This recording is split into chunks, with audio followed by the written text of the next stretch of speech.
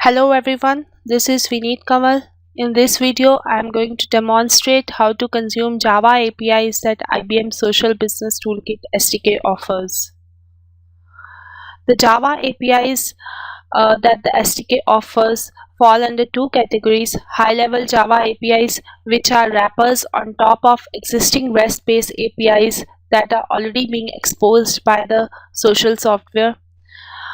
The high-level Java APIs are currently covering a subset of following services. For IBM connections, there are APIs for profiles, communities, activity streams, and files.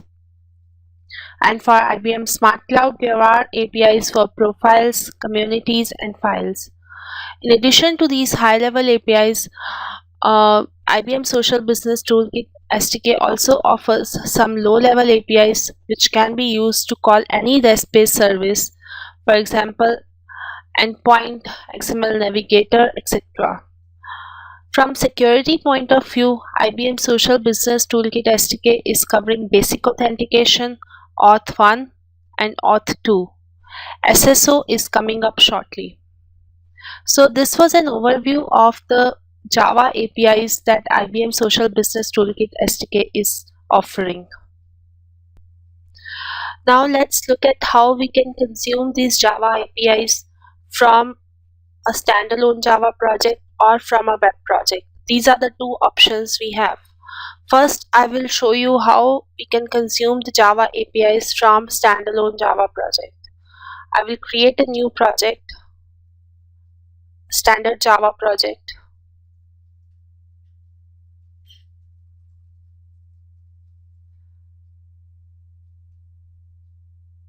So here I have a new Java project. The first step that I need to do is to add some libraries to it. I will create a new lib folder and I'll go to the download of the SDK. Once you download the SDK from OpenNTF, you will see a folder structure similar to this. You need to go to the redist folder, and inside the jar folder you need to copy all the jars here.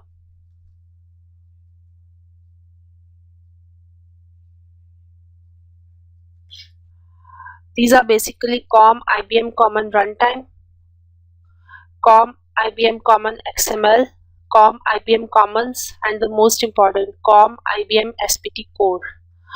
In addition to these jars, you will also require some more jars which are also included in the SDK download. You need to go to the source folder, and inside COM IBM SPT libs Java lib, you can copy all the jars from here. So these are all the jars that we require. Now I will add these jars to the build path of this project.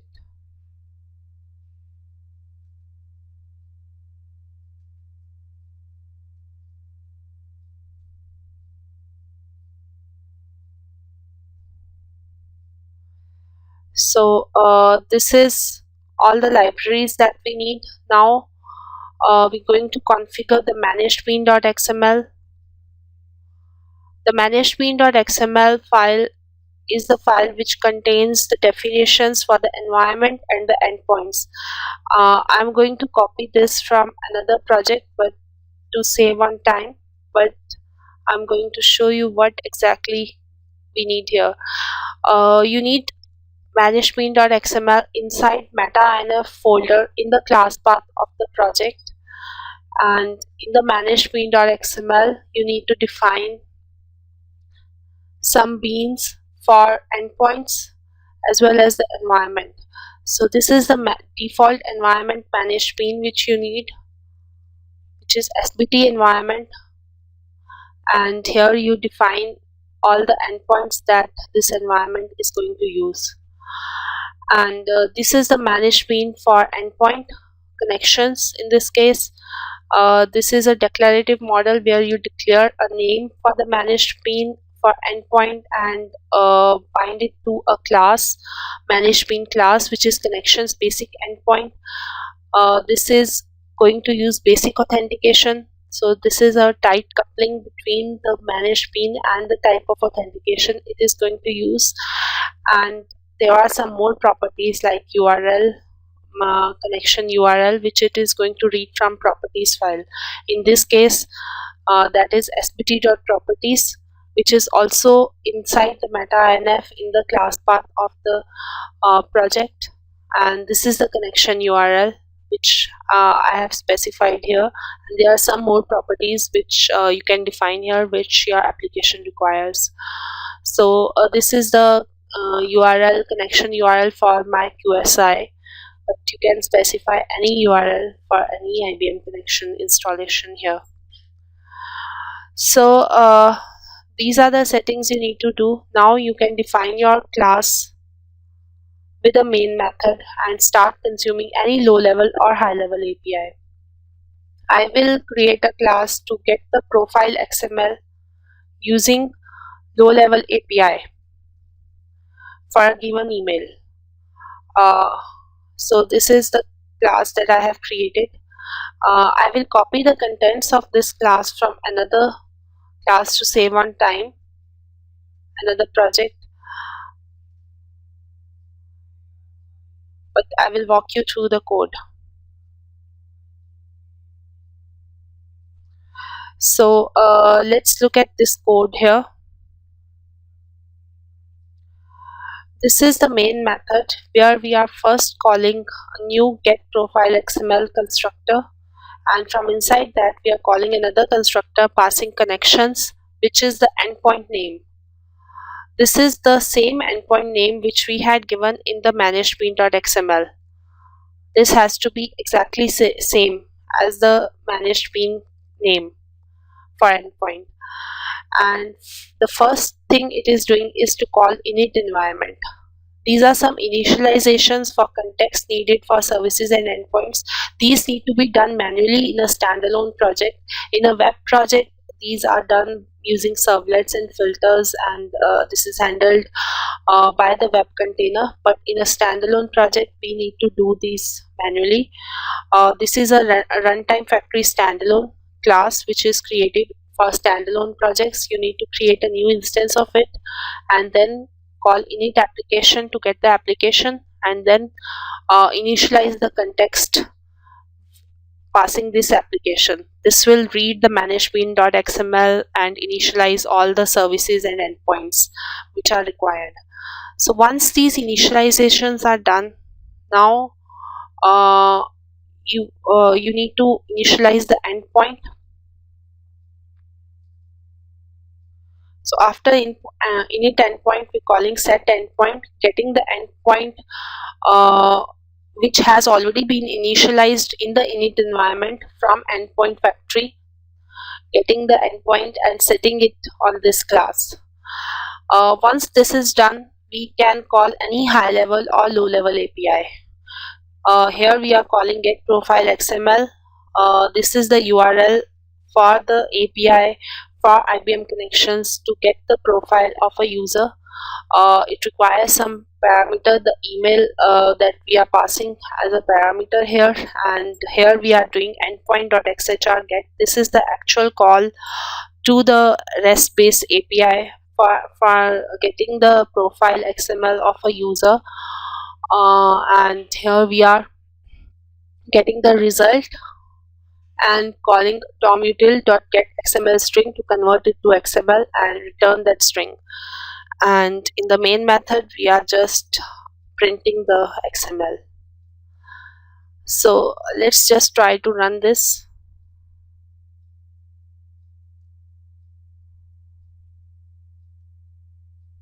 So here you see the output of this. This is the XML feed for profile with email frankadams@innovations.com, and here you see all the different attributes that were returned by IBM connections. So in this example, we saw how we can call the low-level APIs from a standalone Java project, but similarly, we can call any high-level or low-level API from a standalone Java client. So Now let's look at how we can consume the Java APIs from a web project. I will create a new web project, SPT demo web app. So this is my web project here, and here again the first step I'm going to do is to add the libraries which are required. So again I will go to the SBT download. In the redist folder in the jars, I will copy the same jars, common run, IBM common runtime, IBM common XML, and IBM common and com IBM SBT core. And in the web.inf lib, I need these jars, and again in the source folder I have com IBM SBT libs j2e, and I will copy all the helper libs here. So these are all the libraries that I need for web project. I've copied them, and now again for configuration I need to configure the management.xml and web.xml. So again I'm going to copy this from another project to save on time.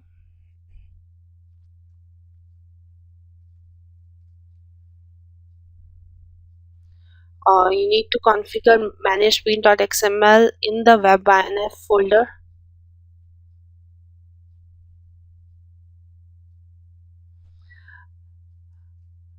So this is the management.xml where you have the default environment bean, and this has two endpoints defined connections and connections OA2.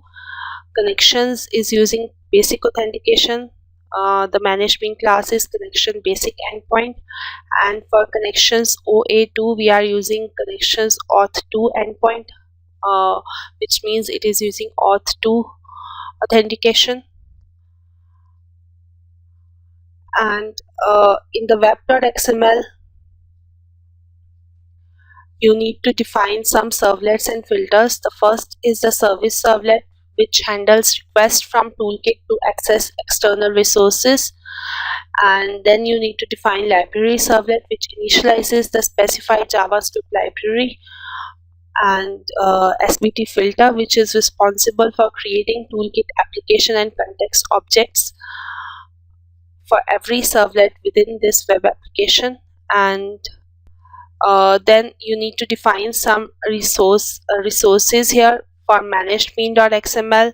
This is the resource ref which points to management configuration, and another resource reference for which points to configuration properties, which is the sbt.properties for social business toolkit SDK. These are the two resource references you need to add to the web.xml. So once this is done, you can create your JSPs. I will copy a JSP from another project, but again to save on time, but I will walk you through what exactly it is doing. So this is a get my files JSP, which is using the high level API for files for IBM connections and getting the files of the logged in user. This is using file service, instantiating a new file service, and then calling file service.getMyFiles. So this will get the files of the logged in user from IBM connections, and then it is iterating over all the files and printing each one in a list. So with this much code, we have actually retrieved the files of a logged in user. Now the user does not need to worry about the authentication. It is using the default endpoint in this case, since we did not pass any endpoint while instantiating file service. The default endpoint is connections, which we have defined in the management.xml. So the management.xml need to have an endpoint with name connections if we want to do specify any other name, we can do it here. For example, connections OA2, we can pass an endpoint name like this here. So this is the JSP for getting the files for the logged in user. So let's now export this this web project in a WAR file.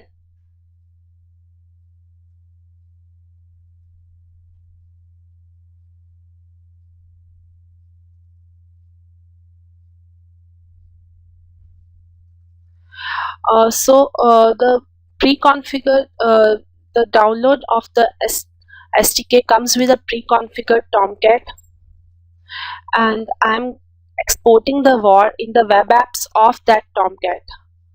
So that Tomcat, the pre-configured Tomcat, already has the SBT WAR and other WARs which are required for running this. So we just need to copy this additional WAR there. So I will export this WAR file to the web apps folder of the pre-configured Tomcat, which came with the SDK build. So this is done. Now I will go to the pre-configured Tomcat here. It has a zip. When you unzip it, you see a folder structure like this, and you in the web apps folder, you see this is the WAR file which we just created, sbt demo web app WAR. In the conf folder, you need to define the URL resource here. This is the resource name you need to define for URL IBM sbt.properties. This is URL for it. Since I am putting the sbt.properties in the inside conf directory, so this is the URL, but you can give any path here. This name needs to be the same as we had defined in the resource reference in the web.xml. So this is the resource you need to define. So this is the setting you need to do, and sbt.properties I have put in the conf folder. So these are the two things you need to define here. Now I will start the Tomcat.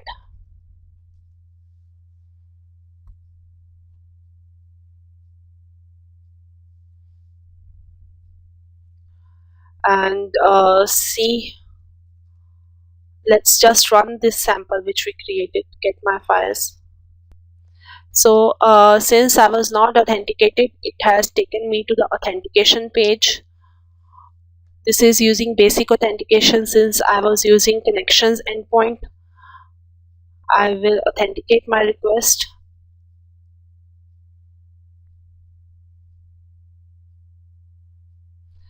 So here is the output of this JSP. It has connected to the QSI for IBM connections and got the list of files for the logged in user. So that is about it. I mean, how you can consume the Java APIs from a web project.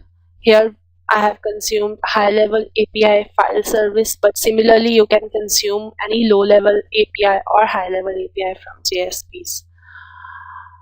So if you want to get help, you can refer to the documentation which is readily available. Even when you download the build, you have this samples application which comes with the build inside the pre-configured Tomcat. You can look at the Java API documentation for details about any high level or low level API that IBM Social Business Toolkit SDK is offering, or you can launch the sample application. This is the sample application which shows code snippets that you can directly reuse in your application. Go to the Java tab, and you can see a list of sample snippets from in different categories which you can directly copy and reuse and see SDK in action using this sample application as well. So that's about it.